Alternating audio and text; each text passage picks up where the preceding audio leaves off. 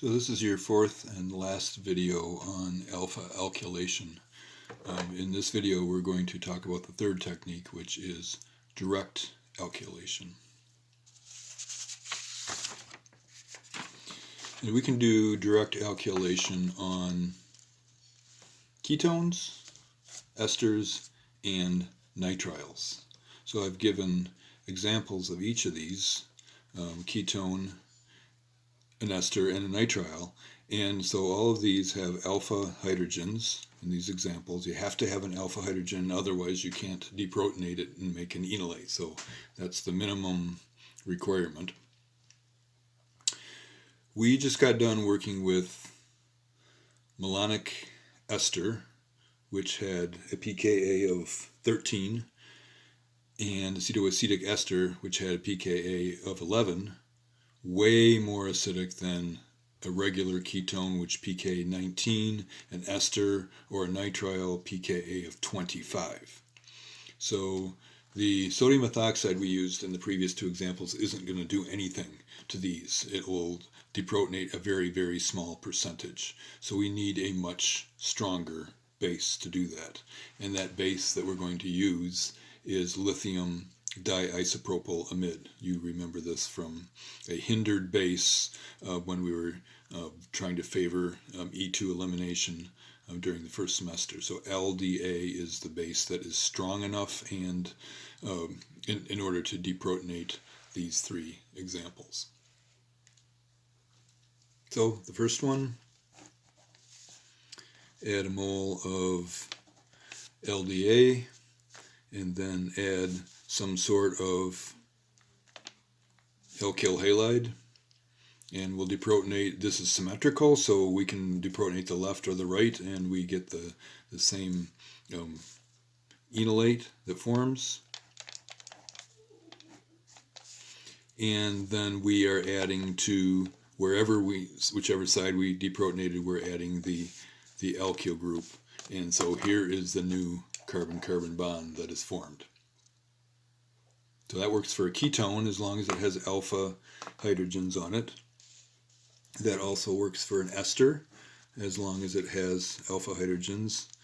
Add LDA, strong base, completely turn this into the enolate, and then add whatever alkyl halide that you want to add. And then you have the original ester with branching on the alpha carbon. And so if you wanted to make a general ketone that was branched at the alpha carbon, or a general ester that was branched at the alpha carbon, you could do that by direct alkylation.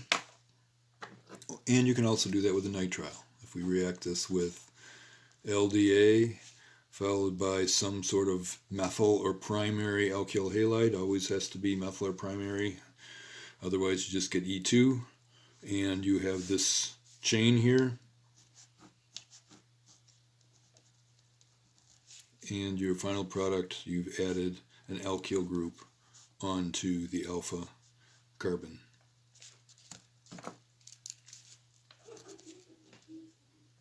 So if your target is to make a ketone or an ester or a nitrile that has branching at the alpha position, then, or it doesn't even have to be branched at the alpha position. It has to have an extra carbon. It has to have a chain that goes beyond the alpha.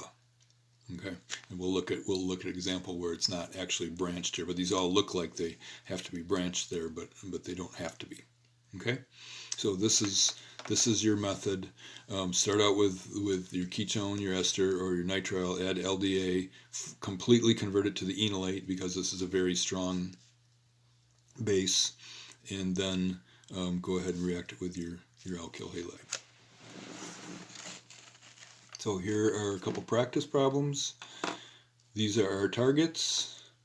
What we are looking at for our target is, here is our group. Here is the alpha carbon to the nitrile. Here is an alpha carbon to the ketone. So we can add this group right here, which is attached to the alpha, or we could add this group here, which is attached to the alpha. The first example, if we started out with acetonitrile, a solvent that a lot of you guys have listed as your solvent of choice for the second research project, and we add a strong enough base to deprotonate that, LDA, then we can add the appropriate alkyl halide. 1, 2, 3, 4 carbon chain. 1, 2, 3, 4 with the leaving group on there. In step number 2, and we're done. Next one, start out with ketone.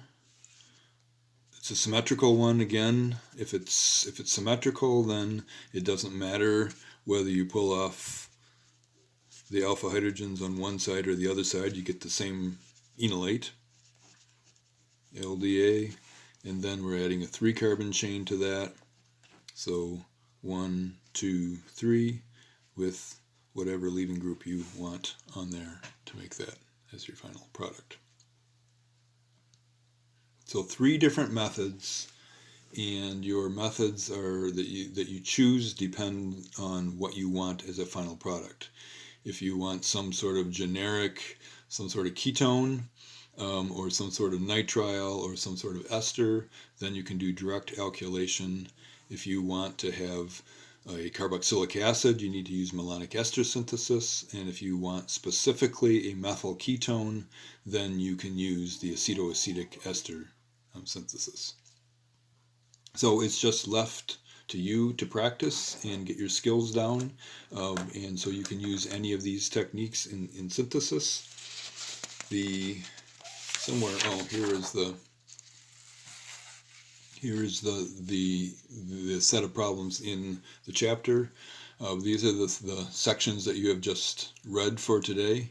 And if you haven't read them, not a bad idea at this point to go through and at least look through the figures and make sure that they make sense and they agree with kind of what we talked about in these 4 videos. We have then a bunch of practice problems using each of these techniques.